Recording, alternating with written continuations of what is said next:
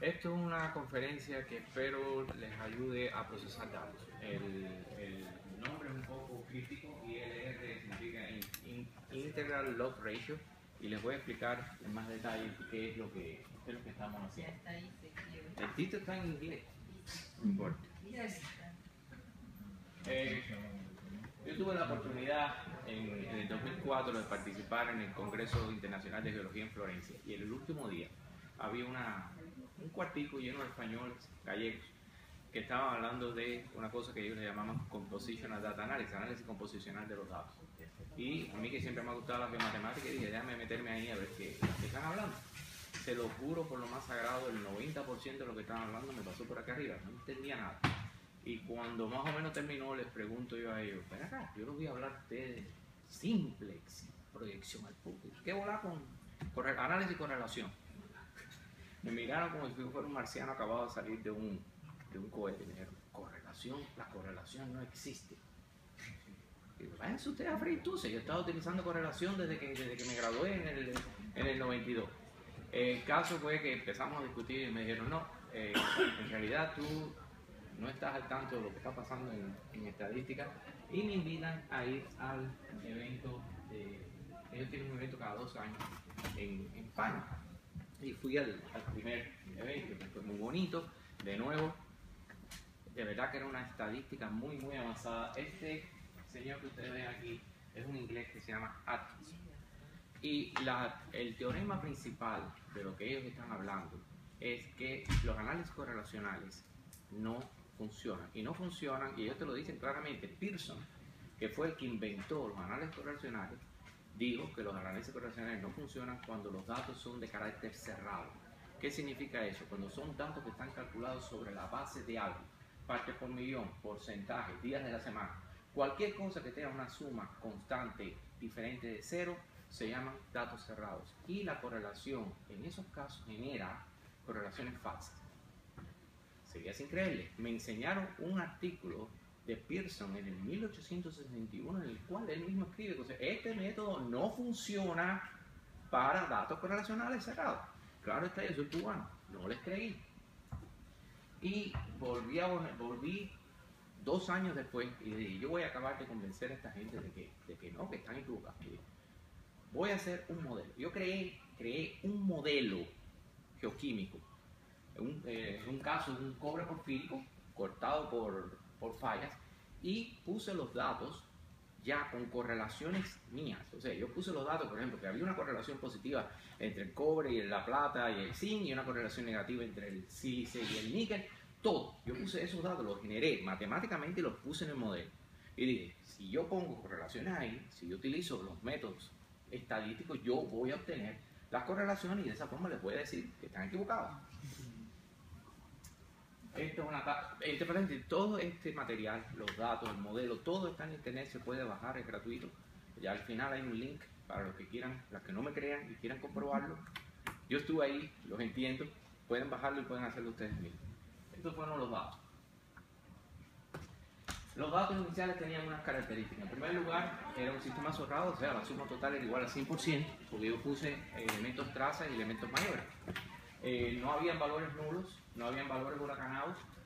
Claro está, hay una gran diferencia entre un elemento mayor y un elemento traza, y había correlaciones positivas entre el cobre, el arsénico, el níquel, el cobalto, el magnesio y el potasio, y correlaciones negativas entre el potasio, bueno, esos elementos que tienen, los cuales se puede ver en los diagramas scatterplot, los diagramas X y Y. De acuerdo con los datos, si yo hacía un análisis correlacional, yo tenía que llegar a obtener estas dos correlaciones, porque esos eran los datos que estaban ahí. Primeramente, si procesé todos los datos juntos, o sea, los mayores con los elementos trazas.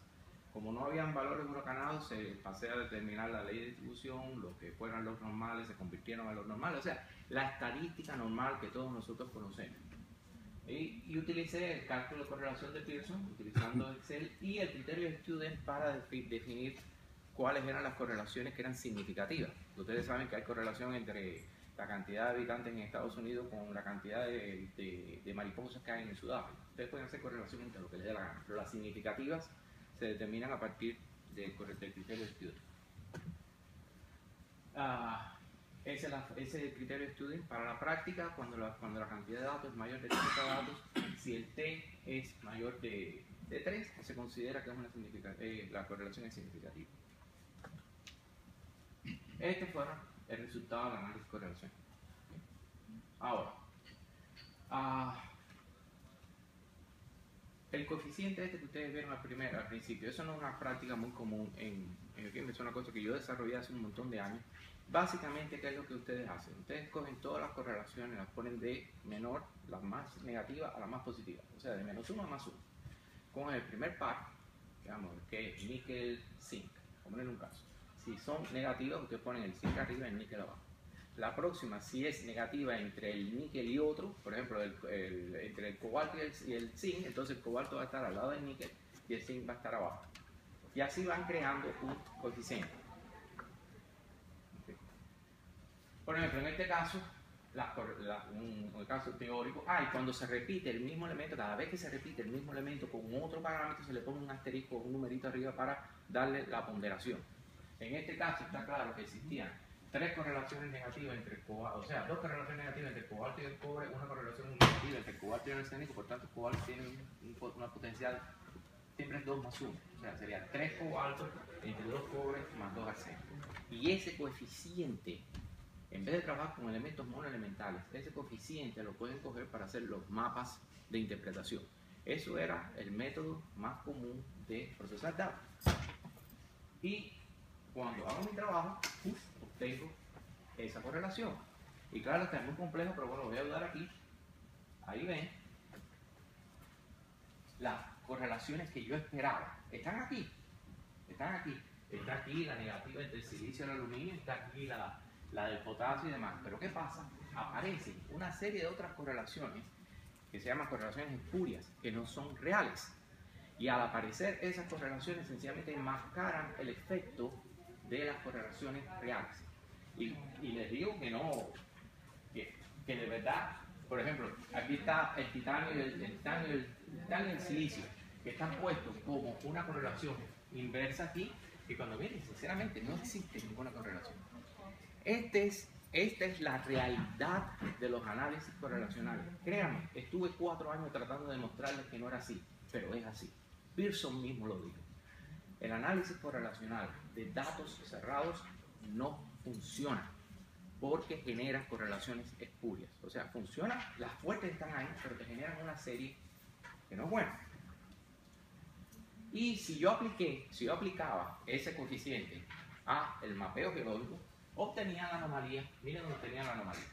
Sí, es verdad, en algún momento hubiera llegado a perforar aquí y hubiera encontrado el cuerpo mineral, pero me hubiera gastado en estos lugares o por aquí arriba. Esa es la realidad. Ahora, yo también procesé, dije, a lo mejor esto es producto de que mezclé los elementos mayores con los elementos trazas. Dije, los voy a separar. El separar los elementos mayores de los trazas genera una pérdida de información porque no sabemos cómo, por ejemplo, el potasio y el sodio, que son de los elementos más informativos, son elementos metasomáticos, generalmente tienen muy buenas relaciones con el cobre, el plomo y zinc. Si tú los separas, estás perdiendo. Pero dije, bueno, yo quería ganar esta discusión. Así que lo separé. Obtuve casi los mismos resultados y cuando hago el mapa, de nuevo, un poquitico mejor, hubiera llegado por ahí en algún momento. Bueno, pero también me hubiera perdido el tiempo. Está bien, dije. El hecho de que la mía no funcione no quiere decir que el de ellos funcione.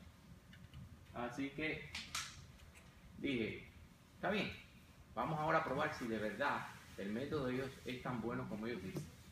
Y en una mini conclusión al respecto, si algo se quieren sacar de esta conferencia es, si van a utilizar correlaciones, utilicen solamente las correlaciones súper fuertes, de 0.9 para arriba. Porque todo lo demás, sencillamente les va a generar otros ruido en el sistema, no hay otra forma de decirlo.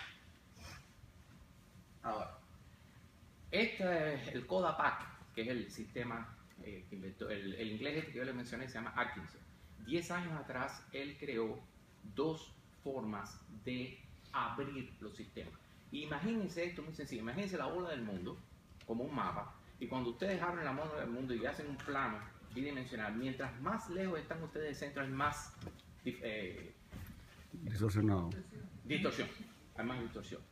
Lo que hizo Atkins, la genialidad de Atkins, fue que él creó una estadística para trabajar en el círculo, que por eso es la que se llama la estadística de Simplex. Pero yo no los voy a aburrir con eso ni los voy a asustar con eso. Los españoles de este grupo de Girona fueron más adelante y encontraron una forma de hacer un plano Mercator, en el cual cuando tú abres la esfera, obtienes un plano pero sin distorsión. Y esas son las tres transformaciones que se llaman ALR, CLR y ILR. Yo voy a hablar de las tres, pero un poquitico más de la ILR. La belleza de esto es que son sistemas, los algoritmos son gratis. Ustedes pueden ir ahorita mismo al internet, a Codapack, también va a haber un link donde lo pueden bajar el sistema, suponen sus datos, los abren y una vez que los tienen abiertos, sencillamente empiezan a trabajar con la estadística normal y no van a tener problemas ninguno. Por eso que te digo, ¿para qué no hacerlo? Yo ahora me acabo de dar cuenta y me disculpa que la presentación está en inglés. Pero bueno, no, la que yo la tengo en español, no sé qué pasó, disculpa.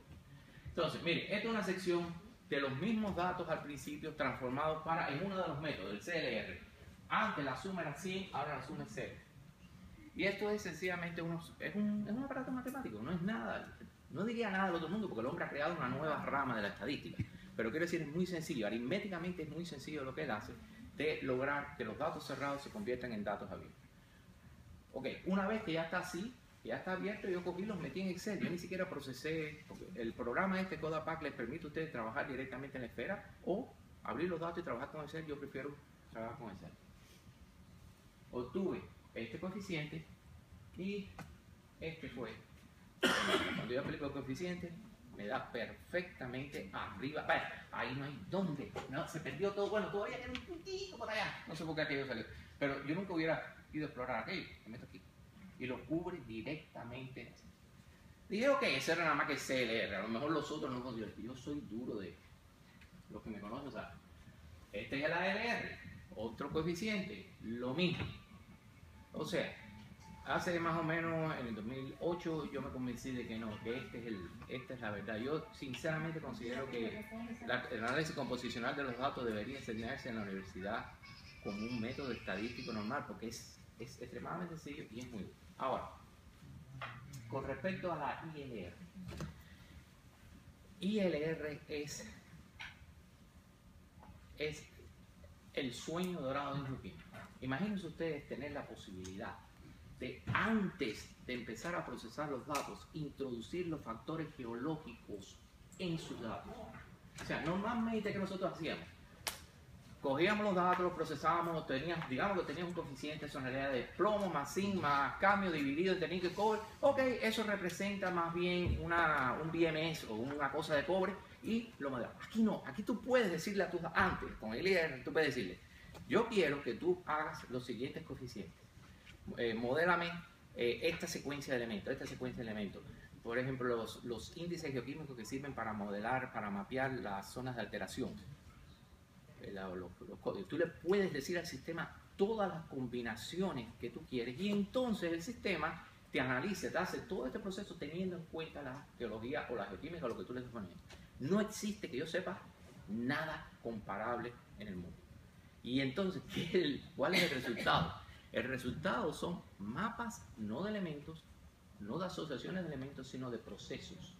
Yo en este momento le puedo hacer un mapa de DMS, o un mapa de yacimientos de oro de tipo tal, o un mapa de lo que sea. O sea, es un mapa, ya no es interpretativo, es un mapa donde está la zona por aquí, porque aquí es donde puedes encontrarte el yacimiento de oro. Cuando hicimos el ILR,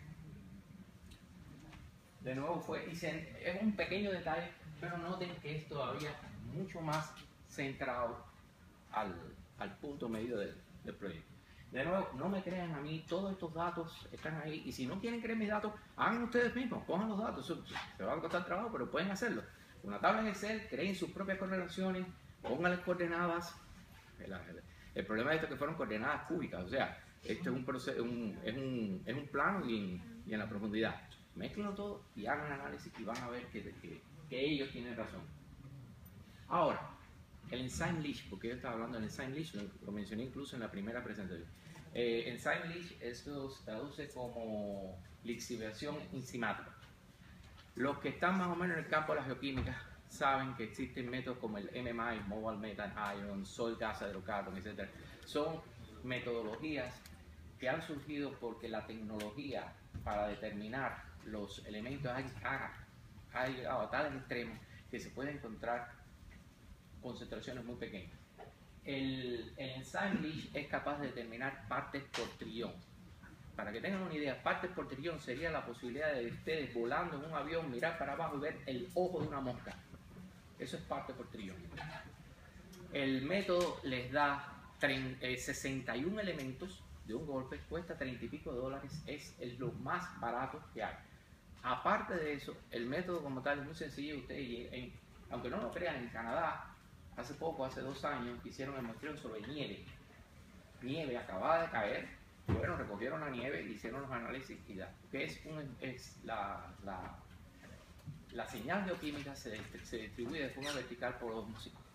Y usted lo único que tiene que hacer es llegar al lugar, coger un poquitico de suelo o de lo que sea, lo tamiza a menos 60 mallas, coge 10 gramos y eso es toda la preparación que lleva la muestra.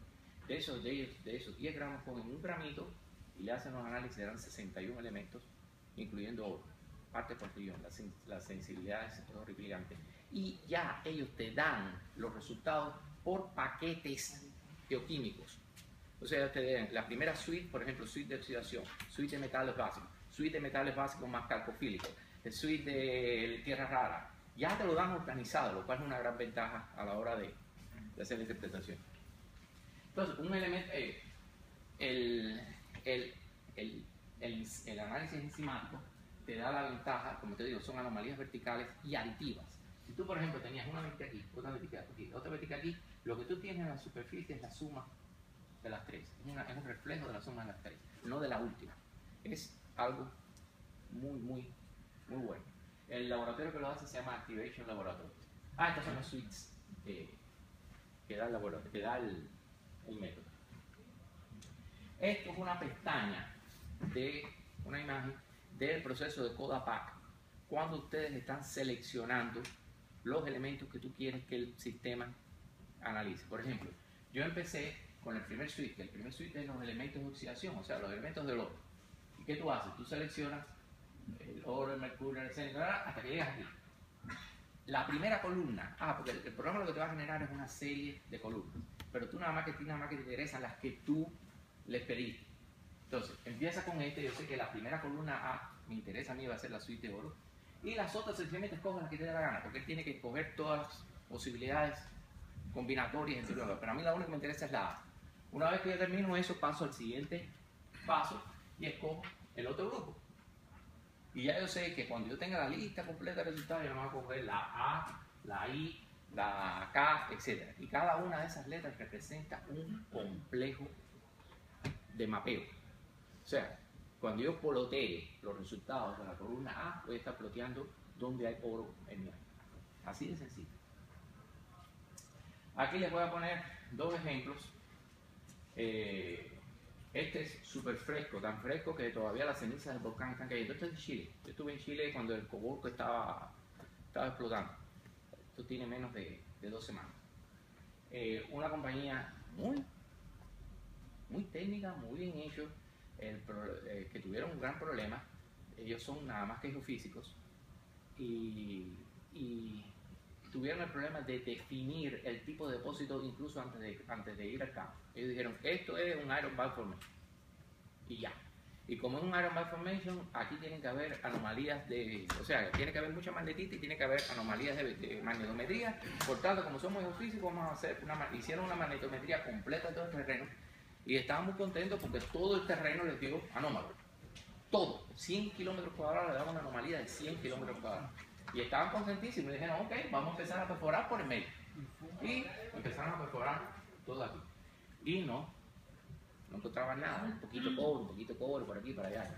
En primer lugar, geológicamente no era un Iron Bar Formation, es un yacimiento de manto normal, de cobre de manto, pero el problema grande fue que ellos no contaron con la geoquímica.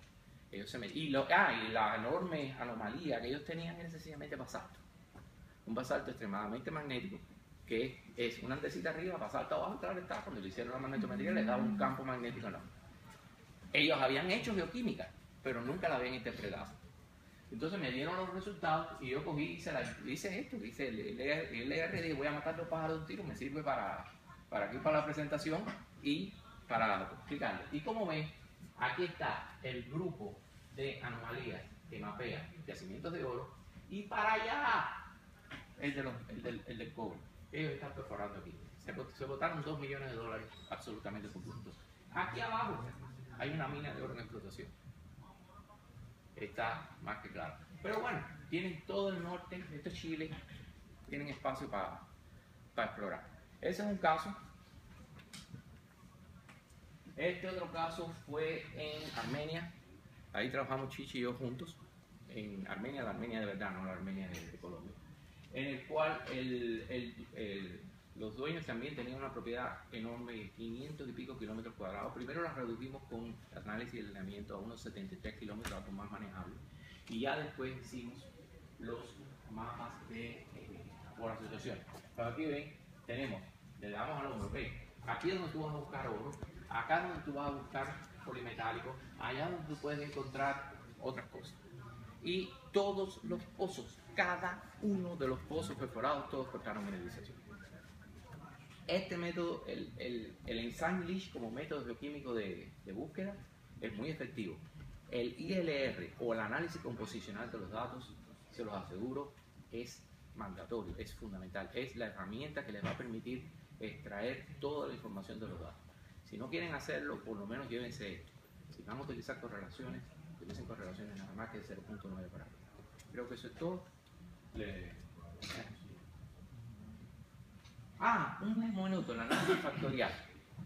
El análisis factorial es una herramienta muy potente. Funciona no tan bien como el análisis composicional de los datos y tiene un pequeño problema. Para tú interpretar el análisis factorial, tú tienes que entender qué son los elementos que te están formando un factor. ¿Qué explica? Y hay veces que no es tan fácil, porque si tú tienes un factor que es oro, cobre, plomo, plata, zinc, ok, eso es de mineralización, está perfecto. Pero hay veces que no tienes eso, hay veces que tienes una pila de elementos traza, que esto, lo demás, que sí están mapeando la mineralización, pero que no hay una pista directa para encontrarlo. Por tanto, sí, hago factor, pero yo le hago factor a los análisis ya una vez abiertos con el análisis correlacional, con el análisis de composicional. Y esto es el documento completo que se llama cómo y por qué los geólogos deben utilizar el análisis composicional de los datos. Está ahí con la base de datos. El Codapac puede ser bajado, todo esto es gratuito, puede ser bajado desde este sitio de aquí en internet. En realidad, una gran recomendación, úsenlo, porque es el método para lograr extraer toda la información de los datos. Muchas gracias. Sobre todo, muchas gracias por dejarme presentarme. Lo dejo ahí puesto para que lo copien si quieren.